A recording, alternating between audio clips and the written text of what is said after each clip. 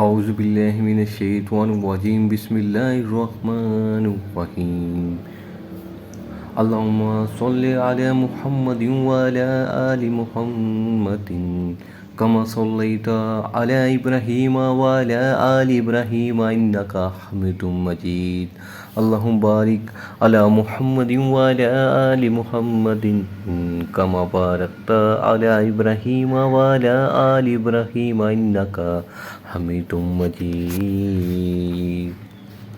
اسماء الحسنى.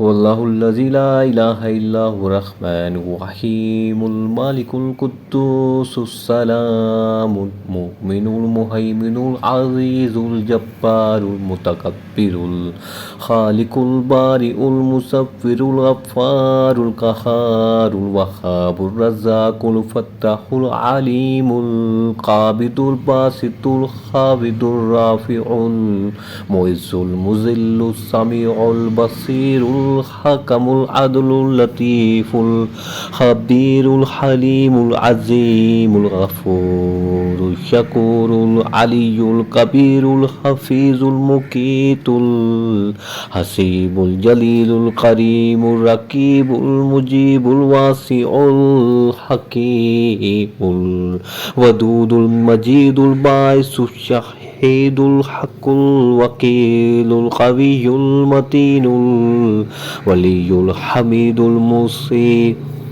المبدع المعید المحصی ممیت الحی القیوم الواجد الماجد الواحد الاحد الصمد القادر المقتدر المقدم المؤخر الاول الآخر الظاہر الباطن الولی المتعالی البر التواب المنتقم العفو الرؤوف المالک الملک ذو الجلال والاکرام المقسط الجامع المغنی المقسط الجامع الغنی المغنی المانع الدار النافع النور الهدی البدیع الباقی الوارث الرشید الصبور. بسم اللہ الرحمن الرحیم. ووصى بها إبراهيم بنيه ويعقوب يا بني إن الله اصطفى لكم الدين فلا تموتن إلا وأنتم مسلمون. جب بھی کہا اس سے اس کے پروردگار نے کہ مطیع فرمان ہو جا تو اس نے کہا میں مطیع فرمان ہوں تمام جہانوں کے پروردگار کا. حضرت ابراہیم علیہ السلام ہمیشہ اللہ کے مطیع فرمان رہے، یہاں تک کہ اکلوتے بیٹے کو ذبح کرنے کا حکم آیا تو اس پر بھی سر تسلیم خم کر دیا. یہ حضرت ابراہیم علیہ السلام کے سلسلہ امتحانات کا آخری امتحان تھا جو اللہ تعالیٰ نے ان کا 100 برس کی عمر میں لیا. اللہ تعالیٰ سے دعائیں مانگ مانگ کر 87 برس کی عمر میں بیٹا اسماعیل علیہ السلام لیا تھا. اب وہ 13 برس کا ہو چکا تھا، باپ کا دست و بازو بن گیا تھا. اس وقت اسے ذبح کرنے کا حکم ہوا تو آپ علیہ السلام فوراً تیار ہو گئے. یہاں فرمایا جا رہا ہے کہ جب بھی ہم نے ابراہیم علیہ السلام سے کہا کہ ہمارا حکم مانو تو اسے حکم برداری کے لیے سراپا تیار پایا. اللہ تعالیٰ ہمیں بھی اس طرز عمل کی پیروی کی توفیق عطا فرمائے، آمین. آیات 132. ام کنتم شہداء اذ حضر یعقوب الموت اذ قال لبنیہ ما تعبدون من بعدی قالوا نعبد الہک والہ آبائک ابراہیم واسماعیل واسحاق الہ واحد ونحن لہ مسلمون.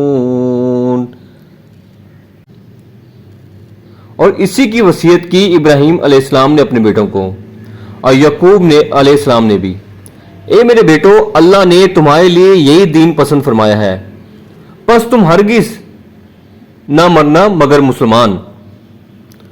حضرت ابراہیم علیہ السلام حضرت یعقوب علیہ السلام نے اپنے بیٹوں کو وصیت کی تھی کہ دیکھنا تمہیں موت نہ آنے پائے مگر فرمانبرداری کی حالت میں۔ آیات 133۔ تِلْكَ أُمَّةٌ قَدْ خَلَتْ لَهَا مَا كَسَبَتْ وَلَكُمْ مَا كَسَبْتُمْ وَلَا تُسْأَلُونَ عَمَّا كَانُوا يَعْمَلُونَ۔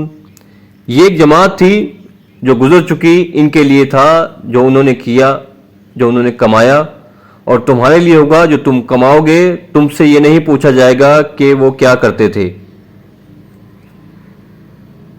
یہ آیات اس رکوع میں 2 مرتبہ آئی ہے۔ یہ انسانوں کا ایک گروہ تھا جو گزر گیا، ابراہیم، اسماعیل، اسحاق، یعقوب علیہ السلام اور ان کی اولاد سب گزر چکے۔ یہاں پدرم سلطان بود کا دعویٰ کوئی مقام نہیں رکھتا۔ ہر شخص کے لیے اپنا ایمان، اپنا عمل اور اپنی کمائی ہی کام آئے گی۔ تم سے تو یہی پوچھا جائے گا کہ تم کیا کر کے لائے ہو۔ تمہارا باپ سلطان ہوگا لیکن تم اپنی بات کرو کہ تم کیا ہو۔ اس پس منظر میں اب یہود کی خباثت کو نمایاں کیا جا رہا ہے کہ ابراہیم علیہ السلام اور یعقوب علیہ السلام کی وصیت تو یہ تھی، مگر اس وقت کے یہود و نصارہ کا کیا رویہ ہے۔ انہوں نے اللہ کے رسول صلی اللہ علیہ وآلہ وسلم کے خلاف متحد محاذ بنا رکھا ہے۔ یہاں سے آیات بالکل واضح کر دیتی ہے ہمیں، میرا خیال میں، کہ اللہ تعالیٰ ہم سے یہ نہیں پوچھیں گے کہ تم نے جس طرح آج کل شیعہ کرتے ہیں، نعوذ باللہ بے حرمتی کرتے ہیں، پھر ان کی ضد میں آ کے سنی اس طرح کی باتیں کرتے ہیں، وہاں صرف ان کے اعمال کا پوچھا جائے گا کہ رسول اکرم صلی اللہ علیہ وآلہ وسلم نے اپنے آخری خطبے میں جو فرمایا تھا، میرے بات، میری سنت اور میری کتاب کو پکڑنا۔ کہ تم نے وہ پڑھا؟ کیا تم نے قرآن شریف پڑھا؟ کیا اس کو پڑھنے کی کوشش کی کہ اس میں کیا لکھا ہوا تھا؟ اور پھر پڑھنے کے بعد تم نے اس پہ عمل کیا؟ اس میں کہیں نہیں لکھا ہوا قرآن شریف میں کہ اس طرح کرنا ہے، تم نے یہ باتیں کرنی ہیں۔ تو یہ آیات ہمیں بھی نصیحت کی جا رہی ہے اس آیات کے ذریعے سے۔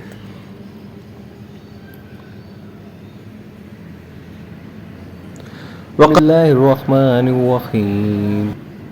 آیات 135۔ وَقَالُوا كُونُوا هُودًا أَوْ نَصَارَىٰ تَهْتَدُوا قُلْ بَلْ مِلَّةَ إِبْرَاهِيمَ حَنِيفًا وَمَا كَانَ مِنَ الْمُشْرِكِينَ۔ اور وہ کہتے ہیں یا تو یہودی ہو جاؤ یا نصرانی تو ہدایت پر ہو جاؤ گے۔ کہہ دیجئے نہیں، بلکہ ہم تو پیروی کریں گے ابراہیم کے طریقے کی بالکل یکسو ہو کر، اور وہ مشرکوں میں سے نہیں تھے۔ آیات 136۔ قُلُوا آمَنَّا بِاللَّهِ وَمَا أُنزِلَ إِلَيْنَا وَمَا أُنزِلَ إِلَىٰ إِبْرَاهِيمَ وَإِسْمَاعِيلَ وَإِسْحَاقَ وَيَعْقُوبَ وَالْأَسْبَاطِ وَمَا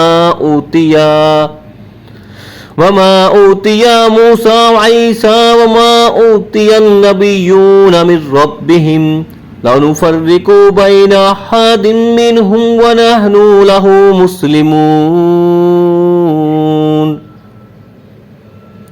کہو ہم ایمان رکھتے ہیں اللہ پر اور جو کچھ نازل کیا گیا ہماری جانب، اور جو کچھ نازل کیا گیا ابراہیم، اسماعیل، اسحاق، یعقوب اور اولاد یعقوب علیہ السلام کی طرف، اور جو کچھ دیا گیا موسیٰ اور عیسیٰ علیہ السلام کو، اور جو کچھ دیا گیا تمام نبیوں کو ان کے رب کی طرف سے، ہم ان میں سے کسی کے مابین تفریق نہیں کرتے، اور ہم اسی کے مطیع فرمان ہیں۔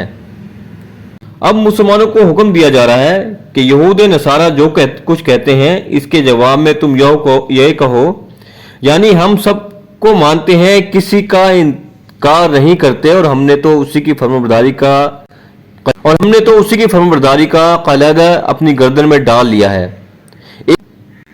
ایک بات سمجھ لیجئے کہ ایک ہے تفضیل، یعنی کسی ایک کو دوسرے سے زیادہ افضل سمجھنا، یہ اور بات ہے، اس کی نفی نہیں ہے۔ سورۃ بقرہ ہی میں الفاظ آئے ہیں تلک رسول فضلنا بعضهم علی بعض، یہ سب رسول فضیلت دی ہم نے بعض کو بعض پر،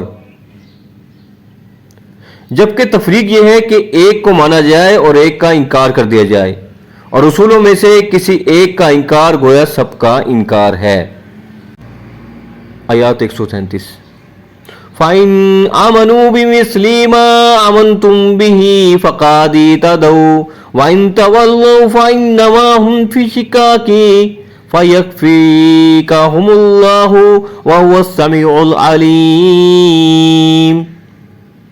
پھر اے مسلمانوں، اگر وہ یہود و نصارہ بھی اسی طرح ایمان لے آئیں جس طرح تم ایمان لائے ہو، تب وہ ہدایت پر ہوں گے، اور اگر وہ پیٹھ موڑ لیں تو پھر وہی ہے ضد پر۔ تو اے نبی صلی اللہ علیہ وآلہ وسلم، آپ صلی اللہ علیہ وآلہ وسلم کے لیے ان کے مقابلے میں اللہ کافی ہے، اور وہ سب کچھ سننے والا، جاننے والا ہے۔ یعنی وہ ضد اور حق درمی کی روش ترک کر دیں اور ٹھیک ٹھیک وہی دین اور وہی راستہ اختیار کریں جو محمد رسول اللہ صلی اللہ علیہ وآلہ وسلم کے ذریعے سے تمہیں دیا گیا ہے۔ اگر وہ ایمان نہیں لاتے تو اس کے معنی یہ ہے کہ وہ درمی اور ضد دم زدہ میں مبتلا ہو چکے ہیں اور دشمنی و مخالفت پر اڑے ہوئے ہیں۔ آپ صلی اللہ علیہ وآلہ وسلم فکر نہ کیجئے، آپ صلی اللہ علیہ وآلہ وسلم کمپرومائز کی کسی دعوت کی طرف توجہ ہی نہ کریں۔ کچھ لوگ کا معاملہ آپ صلی اللہ علیہ وآلہ وسلم بالکل بھی نہ سوچیں۔ آپ صلی اللہ علیہ وسلم ان کی مخالفت سے معروب نہ ہوں اور ان کی دھمکیوں کا کوئی اثر نہ لیں۔ اللہ تعالیٰ آپ صلی اللہ علیہ وآلہ وسلم کی حمایت کے لیے ان سب کے مقابلے میں کافی رہے گا۔ ایسا نہیں کہ اسے معلوم نہ ہو کہ آپ صلی اللہ علیہ وآلہ وسلم اس وقت کن حالات میں ہیں، کیسی مشکلات میں ہیں، کس طرح کی نازک صورتحال ہے جو دن بدن شکل بدل رہی ہے۔ اللہ تعالیٰ ہر طرح کے حالات میں آپ صلی اللہ علیہ وآلہ وسلم کا محافظ اور مددگار ہے۔ حضرت عثمان رضی اللہ عنہ شہادت کے وقت قرآن حکیم کے جس نسخے پر تلاوت فرما رہے تھے، اس میں ان الفاظ پر خون کا دھبہ آج بھی موجود ہے۔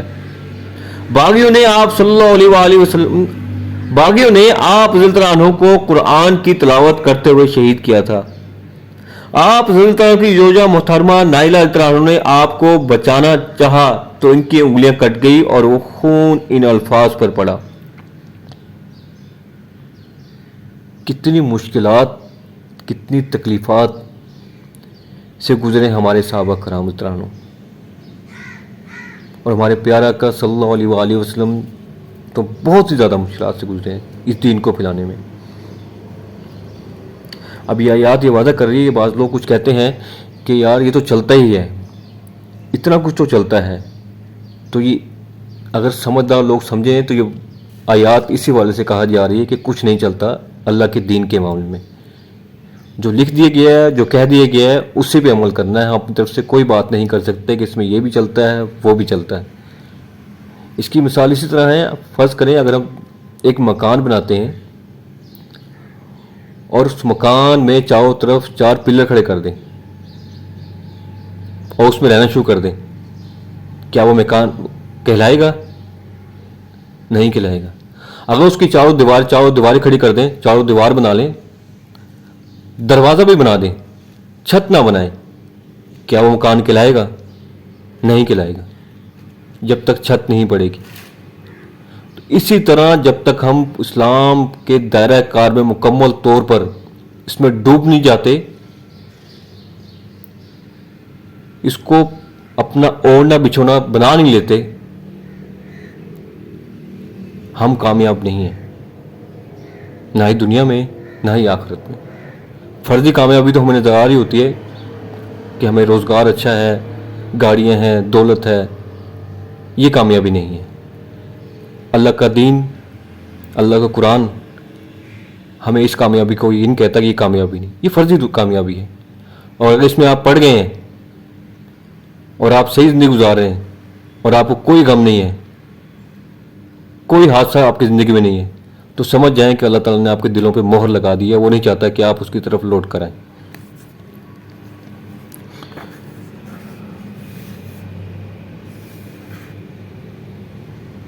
آیات 138۔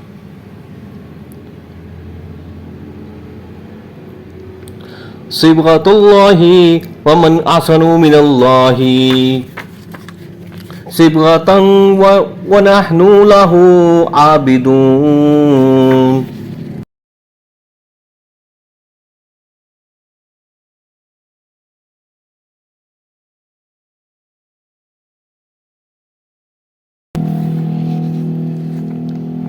ہم نے تو اختیار کر لیا ہے اللہ کے رنگ کو، اور اللہ کے رنگ سے بہتر اور کس کا رنگ ہوگا، اور ہم تو بس اسی کی بندگی کرنے والے لوگ ہیں۔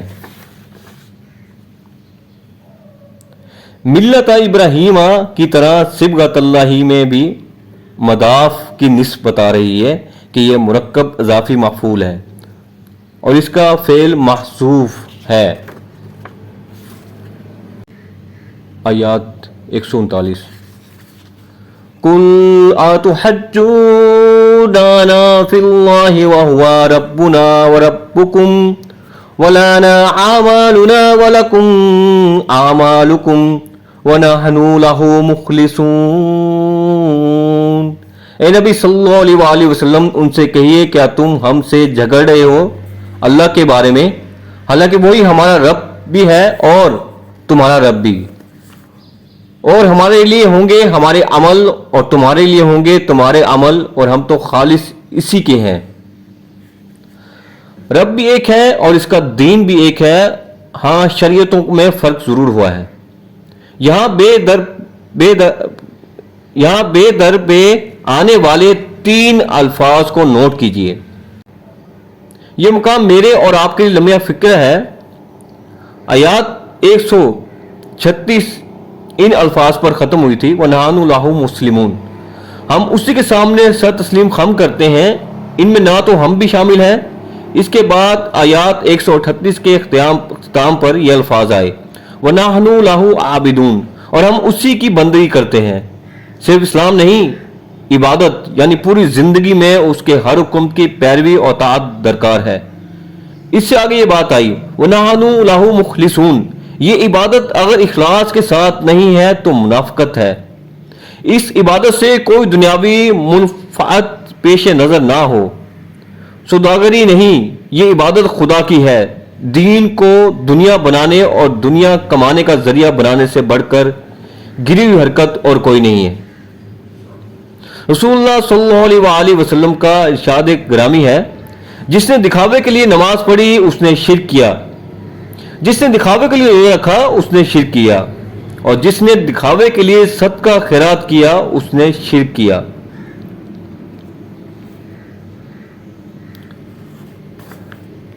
آیات 140 ام تقولون ان ابراہیم و اسماعیل و اسحاق و یعقوب والاسباط كانوا هودا او نصارا قل انتم اعلم ام اللہ ومن اظلم ممن كتم شهادة عنده من الله وما الله بغافل عما تعملون۔ کیا تمہارا کہنا یہ ہے کہ ابراہیم، اسماعیل، اسحاق اور یعقوب علیہ السلام اور ان کی اولاد سب یہودی تھے یا نصرانی تھے؟ کہیے تم زیادہ جانتے ہو یا اللہ؟ اور کان کھول کر سنو، اس شخص سے بڑھ کر ظالم اور کون ہوگا جس کے پاس اللہ کی طرف سے ایک گواہی تھی جس نے اس نے چھپا لیا، اور اللہ ہرگز غافل نہیں ہے اس سے جو تم کر رہے ہو۔ تم جو کہتے ہو کہ یہودی ہو جاؤ یا نصرانی تب ہدایت پاؤ گے، تو کیا ابراہیم علیہ السلام یہودی تھے یا نصرانی؟ اور اسحاق، یعقوب، یوسف، موسیٰ، عیسیٰ علیہ السلام کون تھے؟ یہی بات آج مسلمانوں کو سوچنی چاہیے کہ محمد رسول اللہ صلی اللہ علیہ وآلہ وسلم اور آپ صلی اللہ علیہ وآلہ وسلم کے صحابہ رضی اللہ عنہ دیوبندی تھے، بریلوی تھے، اہل حدیث تھے یا شیعہ تھے؟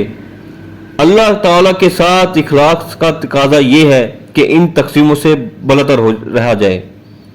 علماء یہود جانتے تھے کہ محمد رسول اللہ صلی اللہ علیہ وآلہ وسلم اللہ کے رسول ہیں جن کے وہ منتظر تھے، لیکن وہ اس گواہی کو چھپائے بیٹھے تھے۔ آیات 141 تلک امۃ قد خلت لہا ما کسبت ولکم ما کسبتم ولا تسألون عما كانوا يعملون۔ وہ ایک جماعت تھی جو گزر چکی، ان کے لیے ہے جو کمائی انہوں نے کی، اور تمہارے لیے ہے جو کمائی تم نے کی، اور تم سے ان کے اعمال کے بارے میں سوال نہیں ہوگا۔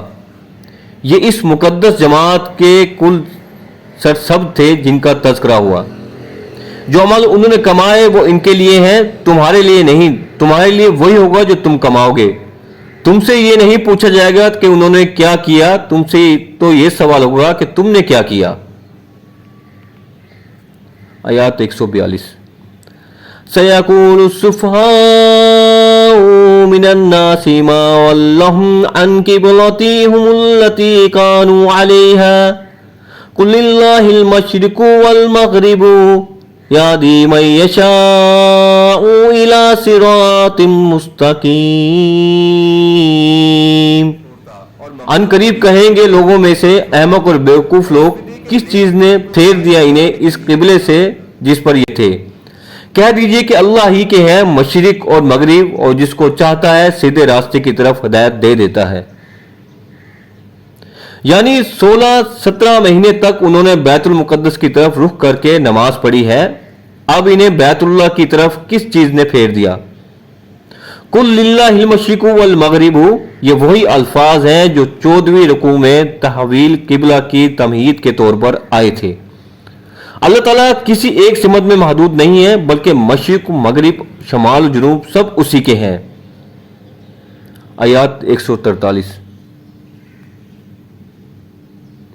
وَكَذَلِكَ جَعَلْنَاكُمْ أُمَّةً وَسْطًا لِتَكُونُوا شُهَدَاءَ عَلَى النَّاسِ وَيَكُونَ الرَّسُولُ عَلَيْكُمْ شَهِيدًا وَمَا جَعَلْنَا الْقِبْلَةَ الَّتِي كُنْتَ عَلَيْهَا إِلَّا لِنَعْلَمَ مَن يَتَّبِعُ الرَّسُولَ مِمَّن يَنقَلِبُ عَلَى عَقِبَيْهِ وَإِنْ كَانَتْ لَكَبِيرَةً إِلَّا عَلَى الَّذِينَ هَدَى اللَّهُ وَمَا كَانَ اللَّهُ لِيُضِيعَ إِيمَانَكُمْ إِنَّ اللَّهَ بِالنَّاسِ لَرَءُوفٌ رَحِيمٌ۔ اور اے مسلمانوں، اسی طرح تو ہم نے تمہیں ایک امت وسط بنایا ہے تاکہ تم لوگوں پر گواہ رہو اور رسول صلی اللہ علیہ وآلہ وسلم تم پر گواہ ہوں۔ اور نہیں مقرر کیا گیا تھا ہم نے وہ قبلہ جس پر اے نبی صلی اللہ علیہ وآلہ وسلم، آپ صلی اللہ علیہ وآلہ وسلم پہلے تھے، مگر یہ جاننے کے لیے، یہ ظاہر کرنے کے لیے کہ کون رسول کا اتباع کرتا ہے اور کون پھر جاتا ہے الٹے پاؤں۔ اور یقیناً یہ بہت بڑی بات تھی، مگر ان کے لیے دشوار نہ تھی جن کو اللہ نے ہدایت دی، اور اللہ ہرگز تمہارے ایمان کو ضائع کرنے والا نہیں ہے۔ یقیناً اللہ تعالیٰ انسانوں کے حق میں بہت ہی شفیق اور بہت ہی رحیم ہے۔ بے شک اب یہ خاص بات کہی جا رہی ہے کہ اے مسلمانوں، تم اس تحویل قبلہ کو معمولی بات نہ سمجھو۔ یہ علامت ہے اس بات کی کہ تمہیں وہ حیثیت حاصل ہو گئی ہے کہ تم لوگوں پر گواہ رہو اور رسول اللہ صلی اللہ علیہ وآلہ وسلم تم پر گواہ ہو۔ اب یہ تمہارا فرض منصبی ہے کہ رسول اللہ صلی اللہ علیہ وآلہ وسلم نے جس دین کی گواہی تمہیں پر اپنے قول و عمل سے دی ہے، اسی دین کی گواہی تمہیں اپنے قول اور عمل سے پوری نوع انسانی پر دینی ہے۔ اب تم محمد رسول اللہ صلی اللہ علیہ وآلہ وسلم اور نوع انسانی کے درمیان لنک بن گئے ہو، واسطہ بن گئے ہو۔ وَكَذَلِكَ، اسی طرح سے مراد یہ ہے کہ تحویل قبلہ اس کا ایک مظہر ہے۔ اس سے اب تم اپنی ذمہ داریوں کا اندازہ کرو، صرف خوشیاں نہ مناؤ بلکہ ایک بہت بڑی ذمہ داری کا جو بوجھ تم پر آ گیا ہے اس کا ادارک کرو۔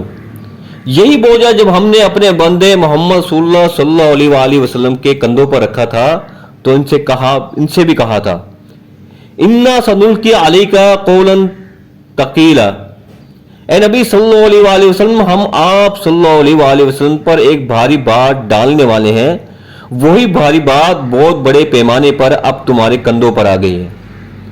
یہاں اللہ تعالیٰ نے بیت المقدس کو قبلہ مقرر کرنے کی نسبت اپنی طرف کی ہے۔ یہ بھی ہو سکتا ہے کہ اللہ تعالیٰ نے ہجرت کے بعد وہی خفقی کے ذریعے نبی اکرم صلی اللہ علیہ وآلہ وسلم کو بیت المقدس کی طرف رخ کر کے نماز پڑھنے کا حکم دیا،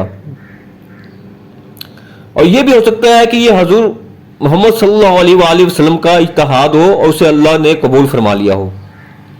رسول اللہ صلی اللہ علیہ وآلہ وسلم کے اجتہاد پر اللہ تعالیٰ کی طرف سے نفی نہ آئے تو وہ گویا اللہ کی طرف سے ہے، بیت المقدس کو قبلہ مقرر کیا جانا ایک امتحان قرار دیا گیا کہ کون اتباع رسول صلی اللہ علیہ وآلہ وسلم کی روش پر گامزن رہتا ہے اور کون دین سے پھر جاتا ہے۔ اس آزمائش میں تمام مسلمان کامیاب رہے اور ان میں سے کسی نے یہ نہیں کہا کہ ٹھیک ہے ہمارا قبلہ وہ تھا، اب آپ نے اپنا قبلہ بدل لیا ہے تو آپ کا راستہ اور ہے، ہمارا راستہ اور۔ واقعہ یہ ہے کہ اتنی بڑی تبدیلی قبول کر لینا آسان بات نہیں تھی، یہ بڑا احساس مسئلہ ہوتا ہے۔ ایمان سے یہاں مراد نماز ہے جسے دین کا ستون قرار دیا گیا ہے۔ یہ بات اس تشویش کے جواب میں فرمائے گی جو بعض مسلمانوں کو لاحق ہو گئی تھی کہ ہماری ان نمازوں کا کیا بنے گا جو ہم نے 16 مہینے بیت المقدس کی طرف رخ کر کے پڑھی ہیں۔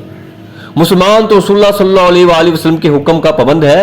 اس وقت رسول اللہ صلی اللہ علیہ وآلہ وسلم کا وہ حکم تھا وہ اللہ کے ہاں مقبول ٹھہرا۔ اس وقت یہ حکم ہے جو تمہیں رسول صلی اللہ علیہ وآلہ وسلم کی جانب سے مل رہا ہے، اب تم اس کی پیروی کرو۔ ذرا سوچیے گا کیا ہم اس پہ عمل کر رہے ہیں؟ ہم قبلہ رخ نماز تو پڑھ لیتے ہیں لیکن اپنے دل کو اس قبلے کی طرف نہیں کرتے۔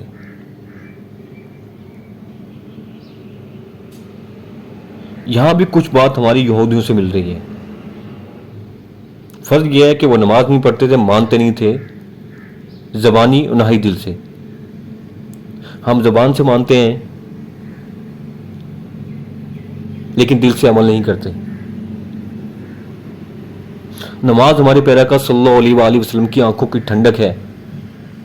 نماز برائی سے روکتی ہے، تو کیا وجہ ہم نماز پڑھتے ہیں پھر بھی برائی کرتے ہیں، پھر بھی جھوٹ بولتے ہیں، دھوکہ دیتے ہیں، تکلیف پہنچاتے ہیں دوسروں کو رزق کمانے کے لیے؟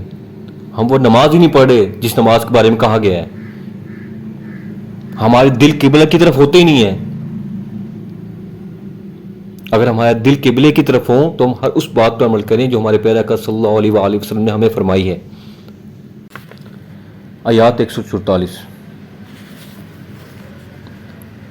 قد نرى تقلب وجهك في السماء فلنولينك قبلة ترضاها فولي وجهك شطر المسجد الحرام وحيث ما كنتم فولوا وجوهكم شطره وإن الذين أوتوا الكتاب لا يعلمون أنه الحق من ربهم وما الله بغافل عما يعملون۔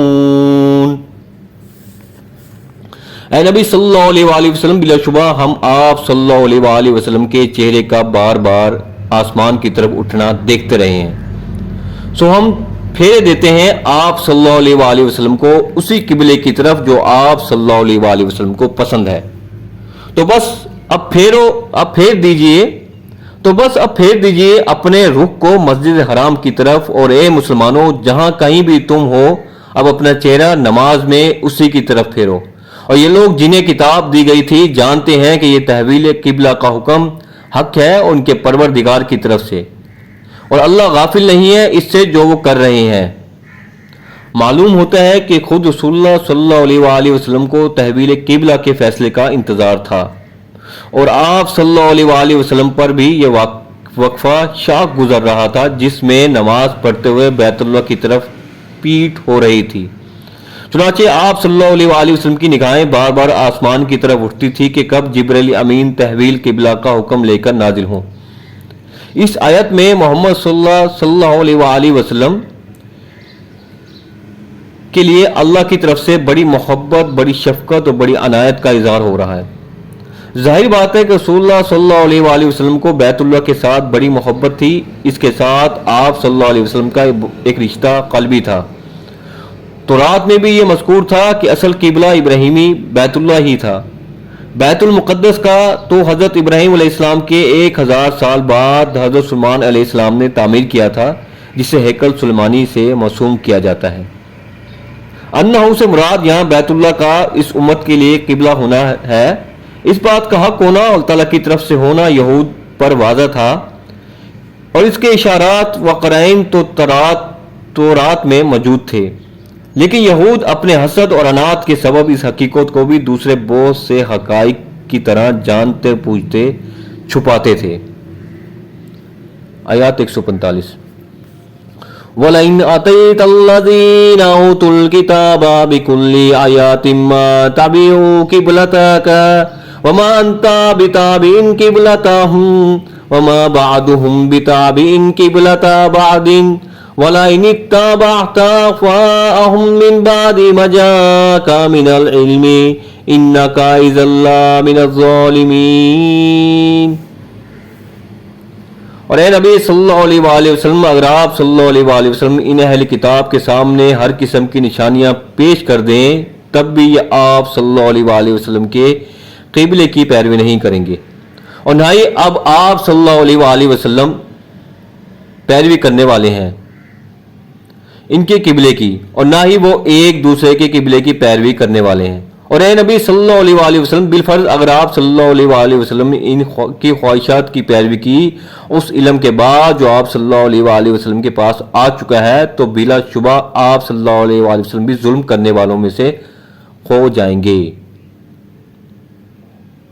حد یہ ہے کہ یہ خود آپس میں ایک دوسرے کے قبلے کی پیروی نہیں کرتے، اگرچہ یہود و نصارہ سب کا قبلہ یروشلم ہے، لیکن یروشلم میں جا کر یہودی ہیکل سلیمانی کا مغربی گوشہ اختیار کرتے تھے اور مغرب کی طرف رخ کرتے تھے، جبکہ نصارہ مشرق کی طرف رخ کرتے تھے، اس لیے کہ حضرت مریم علیہ السلام نے جس مکان میں اعتکاف کیا تھا اور جہاں فرشتہ ان کے پاس آیا تھا وہ ہیکل کے مشرقی گوشے میں تھا، جس کے ذریعے قرآن حکیم میں مکانن شرقین کا لفظ آیا ہے۔ عیسائیوں نے اسی مشرقی گھر کو اپنا قبلہ بنا لیا۔ آیات 146 الذین آتیناہم الکتاب یعرفونہ کما یعرفون ابناءہم وَإِنَّ فَرِيقٌ مِّنْهُمْ يَكْتُمُونَ الْحَقَّ وَهُمْ يَعْلَمُونَ۔ جن لوگوں کو ہم نے کتاب دی ہے وہ اس کو پہچانتے ہیں جیسا کہ اپنے بیٹوں کو پہچانتے ہیں، البتہ ان میں سے ایک گروہ وہ ہے جو جانتے پوجتے حق کو چھپاتا ہے۔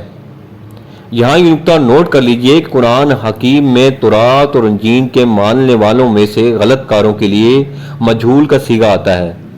اوت الکتابہ، جنہیں کتاب دی گئی تھی اور جو ان میں سے صالحین تھے، صحیح رخ پر تھے، ان کے لیے معروف کا صیغہ آتا ہے، جیسے یہاں ہے یعرفونہ میں ضمیر ہا کا مرجی قبلہ بھی ہے، قرآن بھی ہے اور محمد رسول اللہ صلی اللہ علیہ وآلہ وسلم بھی ہیں۔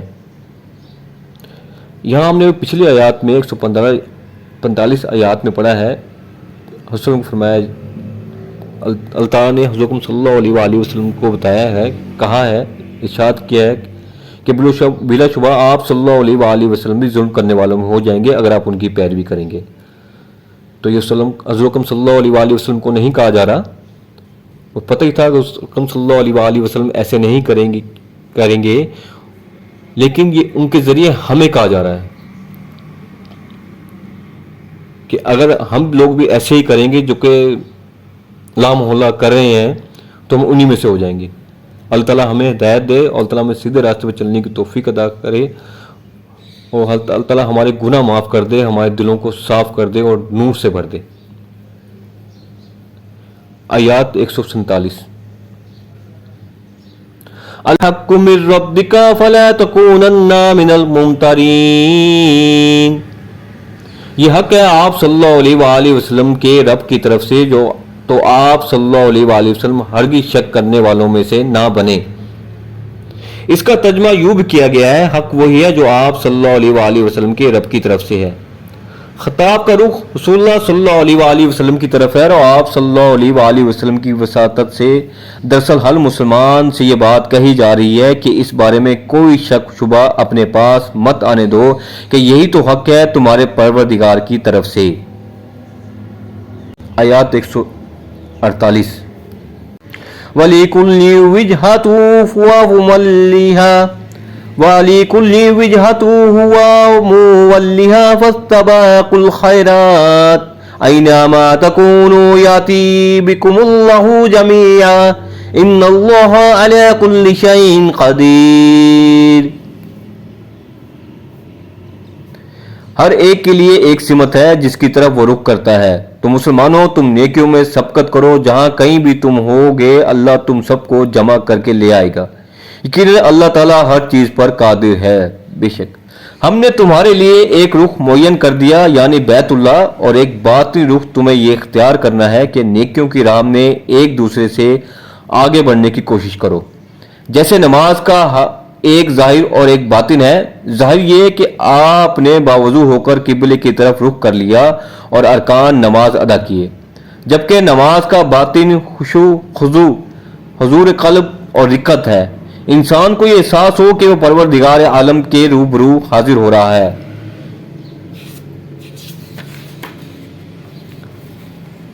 آیات 149 وَمِنْ حَيْثُ خَرَجْتَ فَوَلِّ وَجْهَكَ شَطْرَ الْمَسْجِدِ الْحَرَامِ وَإِنَّهُ لَلْحَقُّ مِنْ رَبِّكَ وَمَا اللَّهُ بِغَافِلٍ عَمَّا تَعْمَلُونَ۔ اور جہاں کہیں سے بھی آپ صلی اللہ علیہ وآلہ وسلم نکلیں تو نماز کے وقت آپ صلی اللہ علیہ وآلہ وسلم اپنا رخ پھیر لیجئے مسجد حرام کی طرف، اور یقیناً یہ حق ہے آپ صلی اللہ علیہ وآلہ وسلم کی رب کی طرف سے، اور اللہ غافل نہیں ہے اس سے جو تم کر رہے ہو۔ جیسا کہ پہلے عرض کیا گیا، یہاں کلام بظاہر حضور اکرم صلی اللہ علیہ وآلہ وسلم سے ہے، مگر اصل میں آپ صلی اللہ علیہ وآلہ وسلم کی وساطت سے تمام مسلمانوں سے خطاب ہے۔ اگلی آیات میں دوبارہ فرمایا گیا، آیات 150 وَمِنْ حَيْثُ خَرَجْتَ فَوَلِّ وَجْهَكَ شَطْرَ الْمَسْجِدِ الْحَرَامِ وَحَيْثُ مَا كُنْتُمْ فَوَلُّوا وُجُوهَكُمْ شَطْرَهُ لِئَلَّا يَكُونَ لِلنَّاسِ عَلَيْكُمْ حُجَّةٌ إِلَّا الَّذِينَ ظَلَمُوا مِنْهُمْ فَلَا تَخْشَوْهُمْ وَاخْشَوْنِي وَلِأُتِمَّ نِعْمَتِي عَلَيْكُمْ وَلَعَلَّكُمْ تَهْتَدُونَ۔ اور جہاں کہیں سے بھی آپ نکلیں صلی اللہ علیہ وآلہ وسلم تو آپ صلی اللہ علیہ وآلہ وسلم اپنا رخ نماز کے وقت مسجد حرام کی طرف کیجئے، اور اے مسلمانوں جہاں کہیں بھی تم ہو تو نماز کے وقت اپنے چہروں کو اسی کی جانب پھیر دو تاکہ باقی نہ رہے لوگوں کے پاس تمہارے خلاف کوئی دلیل سوائے ان کے جو ان میں سے ظالم ہے۔ تو اے مسلمانوں ان سے نہ ڈرو اور مجھ سے ڈرو، اور اس لیے کہ میں تم پر اپنی نعمت تمام کر دوں اور تاکہ تم ہدایت یافتہ بن جاؤ۔ تم خواہ امریکہ میں ہو یا روس میں، نماز کے وقت تمہیں بیت اللہ کی طرف رخ کرنا ہوگا، یعنی اہل کتاب بالخصوص یہود کے لیے تمہارے خلاف بدگمانی پھیلانے کا کوئی موقع باقی نہ رہ جائے۔ تو رات میں مذکور تھا کہ نبی آخر الزمان صلی اللہ علیہ وآلہ وسلم کا قبلہ خانہ کعبہ ہوگا۔ اگر حضرت محمد صلی اللہ علیہ وآلہ وسلم یہ قبلہ اختیار نہ کرتے تو علماء یہود مسلمانوں پر حجت قائم کرتے، تو یہ گویا ان کے اوپر تمام حجت بھی ہو رہا ہے اور قطعی عذر بھی۔ شریر لوگ اس قطعی حجت کے بعد بھی باز آنے والے نہیں، اور وہ اعتراض کرنے کے لیے لاکھ ہیلے بہانے بنائیں گے، ان کی زبان کسی حال میں بند نہ ہوگی۔ یہ جو تحویل قبلہ کا معاملہ ہوا ہے اور محمد رسول اللہ صلی اللہ علیہ وآلہ وسلم کی باعث کی بنیاد پر ایک نئی امت تشکیل دی جا رہی ہے، اسے امامت الناس سے سرفراز کیا جا رہا ہے، اور وارثت ابراہیمی علیہ السلام اب اسے منتقل ہو گئی ہے۔ یہ اس لیے ہے تاکہ اے مسلمانوں میں تم پر اپنی نعمت پوری کر دوں۔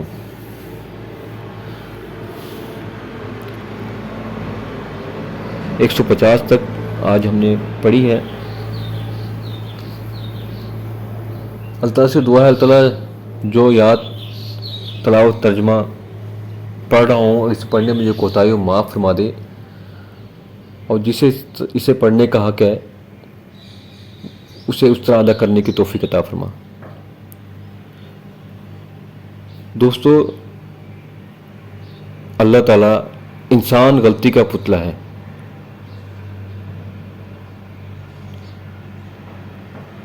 انسان سے غلطی ہوتی ہے، لیکن اللہ تعالیٰ کو بہت پسند آتا ہے جب انسان سے غلطی ہوتی ہے تو وہ اللہ تعالیٰ سے گڑ گڑا کے دعا مانگتا ہے۔ تو ہمیں بھی اللہ تعالیٰ سے ایک دعا مانگنی چاہیے، اللہ تعالیٰ ہماری تمام غلطیوں کو معاف کر دے، جو بھی ہماری پچھلی ہوئی ہیں اللہ تعالیٰ ہمیں نیکی کی طرف گامزن کر دے، ہمیں ہمارے دل میں نور پیدا کر دے اپنا، ہمارے دل سے اندھیرے کو ختم کر دے، ہمارے دل میں اللہ تعالیٰ اپنا تقوی پیدا کر دے، اور ہمارے پیارے کا صلی اللہ علیہ وآلہ وسلم اور صحابہ کی سنتوں پر چلنے کی توفیق عطا فرما۔ تو اللہ تعالیٰ سے دعا ہے جو تلاوت، ترجمہ و تفسیر پڑھی ہے اس کو سمجھنے، اس پر عمل کرنے اور اسے دوسروں تک پہنچانے کی توفیق عطا فرمائے۔ جزاک اللہ، والسلام۔